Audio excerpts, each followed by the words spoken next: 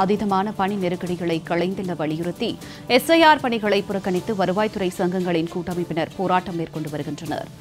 SIR பணிகளால் பணி நெருக்கடி உருவாகுவதாக கூறி பணிகளை புறக்கணித்து மதுரையில் வருவாய்த்துறை சங்கங்களின் கூட்டமைப்பினர் போராட்டம் நடத்தி வருகின்றனர். தற்போது கிடைத்துள்ள அண்மை நிகழ்வு விவரங்களோடு இணைகிறார் எமது செய்தியாளர் சல்மான். வணக்கம் சல்மான், இது குறித்த விரிவான தகவல்.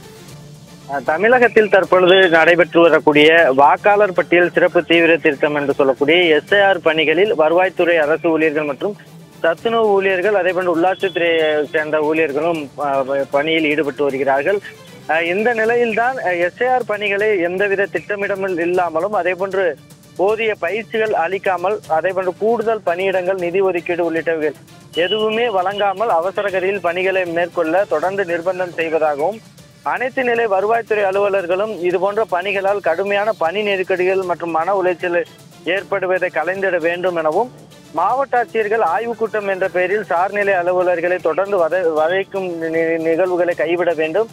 அதே போன்று இந்த பணிகளில் ஈடுபட்டுள்ள வாக்குச்சாவடி நிலை அலுவலர், கண்காணிப்பாளர் மற்றும் அனைத்து நிலை அலுவலர்களுக்கும் கூடுதலான பணிப்பளுவை கருத்தில் கொண்டு 1 மாத கால ஊதியத்தை மதிப்பூதியமாக வழங்க வேண்டும் உள்ளிட்ட கோரிக்கைகளை வலியுறுத்தி இன்று காலை முதலாக மதுரை மாவட்டத்தில் உள்ள வருவாய்த்துறை சங்கங்களின் கூட்டமைப்பினர் எஸ்ஐஆர் பணிகளை புறக்கணித்து தொடர்ந்து போராட்டத்தில் ஈடுபட்டு வருகின்றனர்.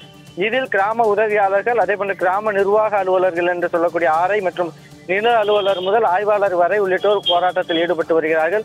அதே போன்று வட்டாட்சியர்களும் கூட இந்த பணி புறக்கணிப்பு போராட்டத்தில் ஈடுபட்டு வருவதால் மதுரை மாவட்டத்தில் எஸ்ஐஆர் பணிகள் என்பது பாதிக்கப்பட்டிருக்கிறது.